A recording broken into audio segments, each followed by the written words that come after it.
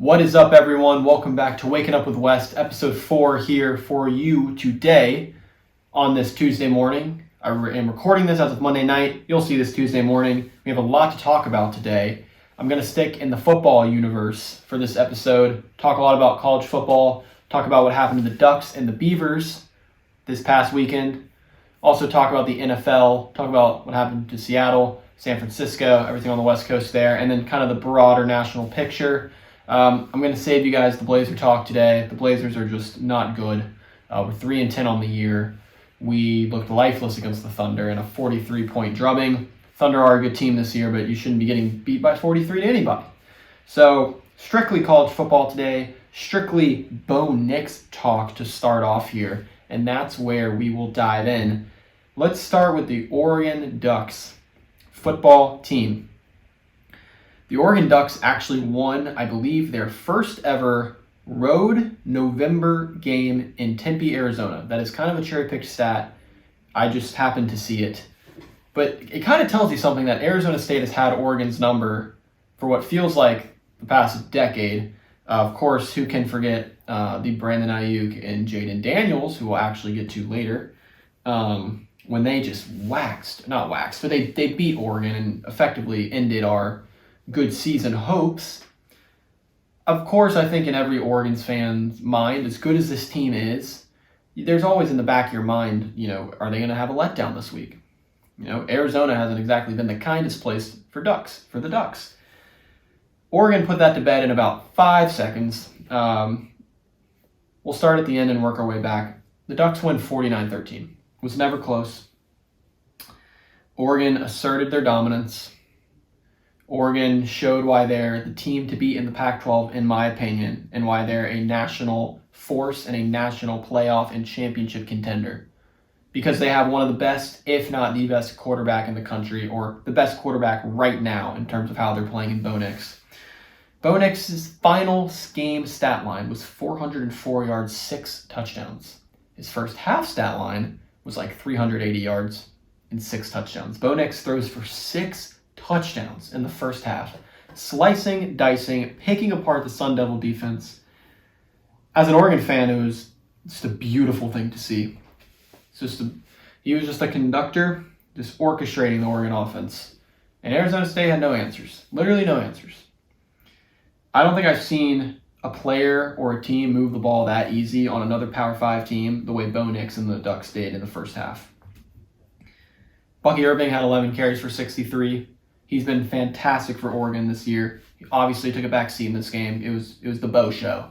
It was the Bo show. It's Bo time out in Eugene. I mean, Troy Franklin, 8 catches for 128, 2 tuds. But when you throw for 6 touchdowns and almost 400 yards in one half, it's one thing to do it against a group of 5 team. It's another against a Power 5. As bad as Arizona State has been this year, and they have not been good, they held Washington without an offensive touchdown. Washington won that game 15-8 on the back of a pick 6. And I'm not using that example to compare Bo to, Michael Penix when you're talking about the Heisman, but it just shows that Bo Nix's performance, that was special stuff. That was really special stuff. Oregon now has a date with their bitter rival, Oregon State, the Beavers. That game is Friday night. I'm going to predict that game now after we discuss the Washington-Oregon State game here in a second. The early line for that is 13.5, which is just crazy to me. The Vegas respects the Ducks so much. They respect the Ducks. And it's crazy seeing these big spreads every week, especially against Oregon State, who, yes, they have 3 losses now, but they're still firmly going to be ranked. They're still a very good football team. But Oregon's favored by 2 touchdowns. I mean, are you going to bet against the Ducks right now? They honestly, outside of Georgia and maybe Florida State, although the Jordan Travis injury happened, which, prayers up for Jordan Travis. That was a really unfortunate injury.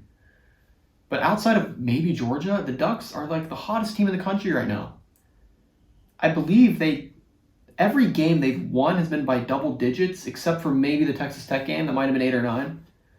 Yes, they lost to Washington, but every win has been by double digits. They have just been surgical especially that offense. And the defense is nothing to snooze at. If I'm Oregon, I'm in a good spot right now. You have your season in front of you with these 2 games. It's your 2 toughest games at home against Oregon State. And then if you take care of that, which you're not going to look ahead against your rival, because Oregon could not go to the Pac-12 championship if they lose and Arizona wins at Arizona State, which I think we should all assume is going to happen. Oregon must beat Oregon State to go to the Pac-12 championship, so they will not be looking ahead. And if you do beat Oregon State, if Oregon gets to the Pac-12 championship, you get a rematch against the team that beat you, and arguably you could say stole it from you. Oregon arguably outplayed Washington on the road. This would be in Vegas, neutral site game. I think the Ducks are in a good spot right now. Transitioning over to the Washington-Oregon State game. Man, was this a good game. Pouring rain. Obviously, I assume cold temperatures. The nightcap on ABC. And it was Washington's sternest test of the year. And they passed. Odunze is still, in my opinion, the best wide receiver in the country. If not, he's on the Mount Rushmore. He's top 3. Whatever language you want to use, he's up there. 7 for 106, 2 touchdowns. Penix didn't have the best game. To be fair, the conditions were awful. Receivers were dropping passes. It was super slick, super wet. It was a ground attack, ground and pound kind of game. Martinez for Oregon State, 26 carries, 123 yards, 2 touchdowns. Oregon State did everything they can to be in position to win this game. Washington just has done enough to stay undefeated. If we look at Washington's past games, beat Oregon State by 2 on the road. That's a good win. Beat Utah by 7 at home. Beat USC on the road by 10. Beat Stanford by 10. Arizona State by 8. Oregon by 3. Arizona by 7. They haven't been blowing teams out. And I'm not going to fault them for not blowing out Oregon State. Oregon State, when you're playing them on the road in conditions that favor what Oregon State likes to do, which is run the football, that's a tough game, especially when you're an offense that can air it out. So I commend Washington for their victory because that was their toughest test. But outside of Oregon State, and even Oregon State, you can say in this game, Washington hasn't looked dominant, I guess would be the word I'm looking for. They have not looked dominant. They're winning, and that's what matters. But at this point, Washington and Oregon, I think if they do, Washington is guaranteed a place in the Pac-12 championship. If Oregon can go on and beat Oregon State and get to the Pac-12 championship, the winner of that's going to go to the playoffs. Because even if Washington has 1 loss and Oregon has 1 loss, Oregon has the conference championship and avenged the loss by beating them so that, they have the same record. They split. Oregon wins the conference championship. And honestly, it probably is better from an eye test perspective. But kudos to Washington because that's a big-time win on the road. I anticipate Washington will jump Florida State this week.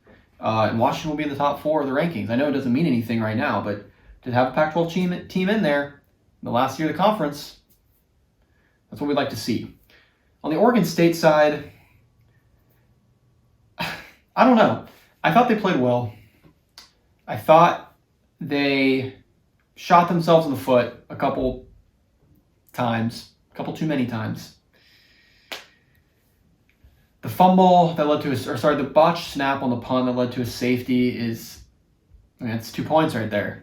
I know it's easy to say 2 points can come from a lot of places, but if you're looking at some, mistakes, the fumble, Washington won the turnover battle, and that's what ultimately helped them win this game. I mean, Oregon State at 8-3, they're still widely respected.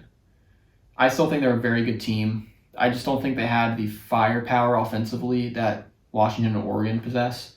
But Oregon State's defense is legit, and it's a rivalry game coming into Eugene, so I anticipate them to not have a letdown. It's hard to judge if that's the case or not because you're coming off an emotional loss at home in the rain. You got to turn around and play Oregon. Oregon could be catching them at a good time. Oregon has been able to kind of circle this game. No disrespect to Arizona State, but the talent gap there is very vast between Oregon and Arizona State. So Oregon probably in the back of their mind has been like, we need to, Oregon State beat us last year. They're coming into our house. Let's not let them take away our chance to go to the playoff and take the bragging rights. So I love Oregon in the spot. 2 touchdowns is a lot, but I mean, are you gonna bet against the Quack? You're gonna bet against the Fighting Ducks. A couple more Pac-12 games took place. Washington State boat raced Colorado Friday night. Colorado, wow, how the mighty have fallen. Just getting no media love these days. They're 4-7. This is what we all saw coming, but it was still annoying when they were getting like all the love to start because they hadn't done anything. They had a nice win at TCU, but Washington State just boat racing them and taking Colorado out of bowl eligibility is, that's a tough look for the Colorado program. And I get Coach Sanders is building something over there, and it takes more than a year, and I'm not going to fault him for that. But still, the team it's pathetic over there right now, quite frankly. They will turn it around, though. I have faith in that. Other Pac-12 games, Arizona beat Utah in a game that was never close. Arizona jumped out to 28-0 lead and just kept the foot on the pedal. Utah drops to 7-4, and they have no Cam Rising. But I feel like this Utah team has just been reeling ever since that Oregon loss. I feel like, I don't know. Arizona showed me something, and Arizona is a legit threat to both Oregon and Washington, I think, if they can go on and get into the Pac-12 championship at Oregon's expense. That's pretty much the Pac-12 roundup. If we go broader into the national picture, going through the ranked teams, Georgia, again, passed another test with flying colors, 38-10 over Tennessee. Tennessee scored on their first offensive play, and they said, peace out, that's all we're going to do. Georgia continues to just be a class above the field. Shout out Carson Beck. Brock Bowers is legit. The defense still plays at a high level, even though they've had so much roster turnover. So I commend Georgia. Did we ever expect them to lose that game? Probably not, but 38-10 is very, very impressive. They will stay number 1 in the rankings. And then they, for their tough schedule recently, Missouri, Ole Miss, Tennessee, they get Georgia Tech. So that will not be close. And Georgia is back in the SEC Championship against Alabama, who boat raced Chattanooga. Don't need to talk about that much. Texas went on the road and got a good win over a sneaky Iowa State team that could have clipped them if Texas was not careful. They win by 10. Florida State, of course, the Jordan Travis injury sucks. They still beat North Alabama 58-13, but I'm curious how the committee and how people around the country are going to now view Florida State with a backup quarterback, even though they're undefeated. They still have to go play Florida, and they still have to play Louisville, who, as much of a joke as they are in terms of they're just not talented compared to the rest of these teams, they're 10-1. They survived in Miami.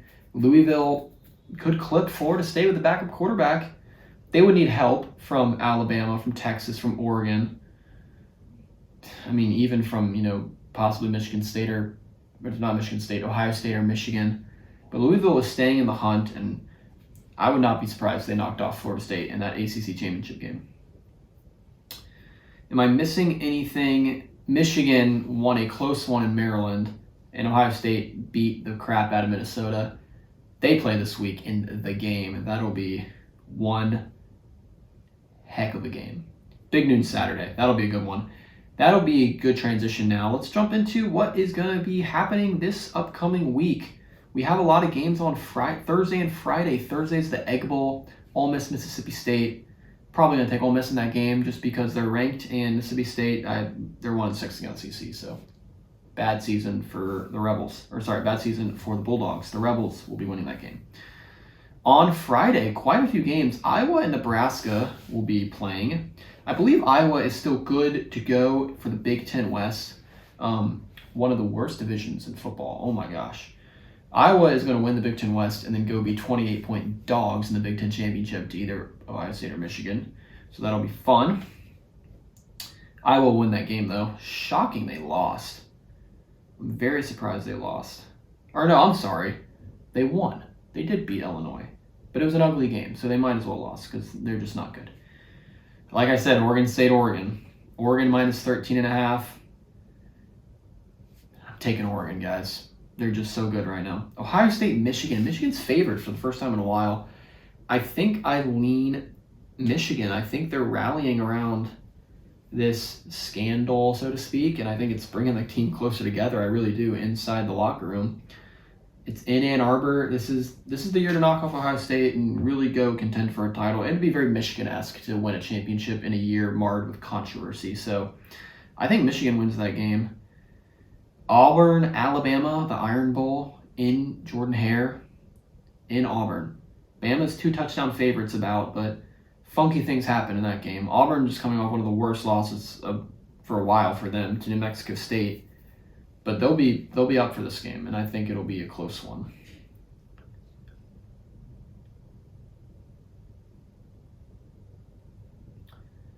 Washington State gets Washington in the Apple Cup. Washington will win that game, but Cam Ward is electric, and you need to watch. That is at 4 p.m. on Saturday, 1 p.m. for the West Coasters. Georgia will boat race Georgia Tech. Florida State goes to Florida. They got to go to the Swamp. It's not going to be easy. Florida will be up for that game. I think Florida could knock them off. Florida State's 6.5-point favorites. That'll be a close game. Moving into the playoff picture, nothing's going to change. Everyone pretty much won, except for Washington might jump Florida State. That'd be my only prediction. In terms of the Heisman race, it's down again, like I said in the thumbnail in the last video. It's 3 guys. It's Penix, it's Nix, it's Jaden Daniels. As an Oregon supporter, as a Pac-12 guy, I want Bo Nix first, then Penix, then Jaden Daniels. Jaden Daniels, to me, is having a season of stat padding. He's been electric, don't get me wrong. But Bo Nix threw for 6 touchdowns and 400 yards in 1/2 against the Power 5 team. Jaden Daniels threw for 8 touchdowns against Georgia State, and he was in the whole game when the game was out of hand. I'm not saying he's stat padding, but clearly they want him to get as many statistics, great stats as he can to push for that Heisman case, because LSU season is over. They're not going to the playoff. They're not going to the SEC championship. So Jaden Daniels getting his Heisman would be good for LSU.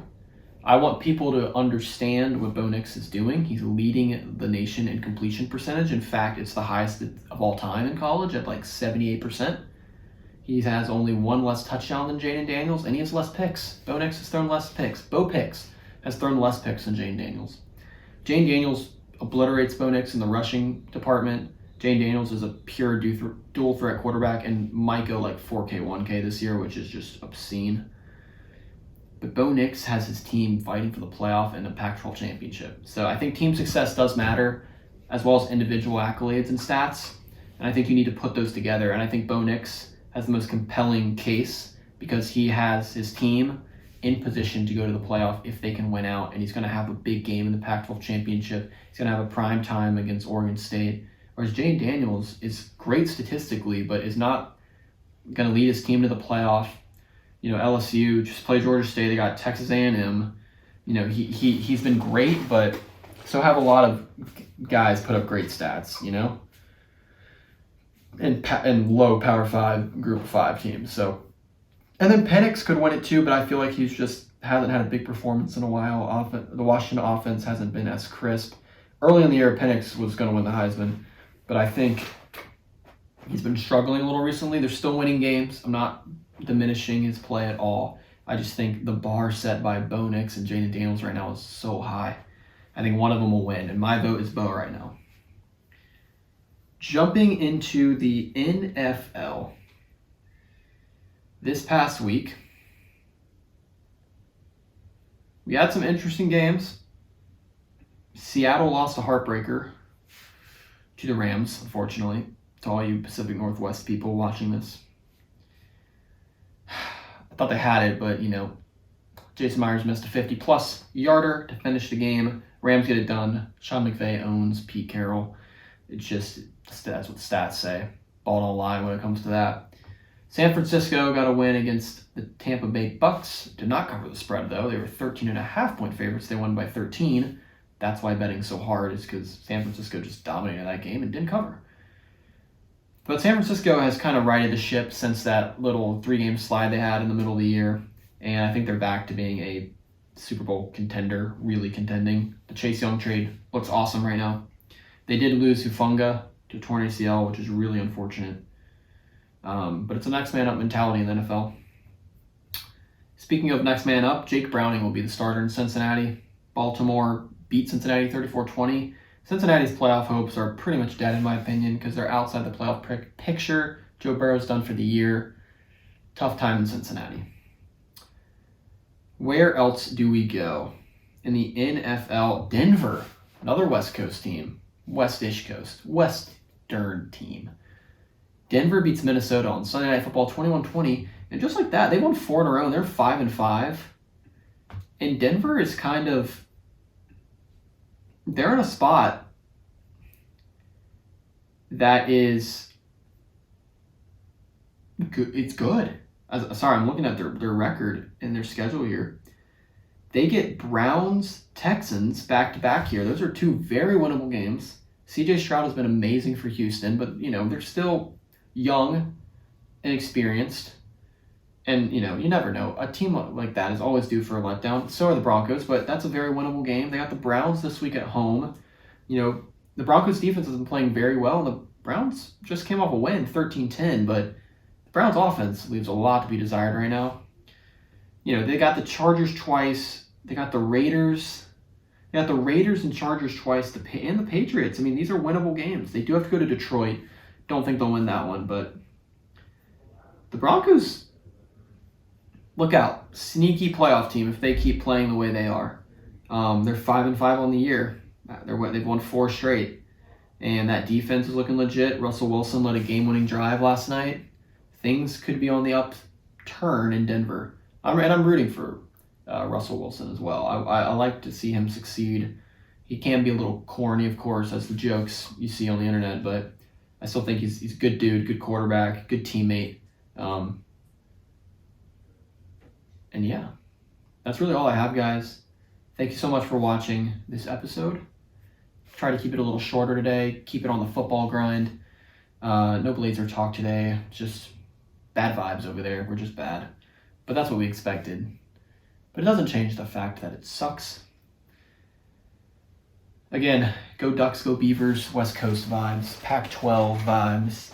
Hopefully the Pac-12 team can represent the conference in the playoff in the final year of the conference. Hopefully it's Oregon. Hopefully it's Bo Nix. Hopefully Bo Nix gets a shot at Georgia in the national championship and avenges all his SEC haters. Because I have to live among them down here. They're like, Bo ran from the SEC. Now he's a Heisman contender, and he's got a chance to, lead his team to a national championship and maybe knock off a big SEC team along the way, those Bulldogs, which is literally, I live in Georgia country, which, can be quite annoying. Thank you guys for watching. We'll see you on Friday. Peace.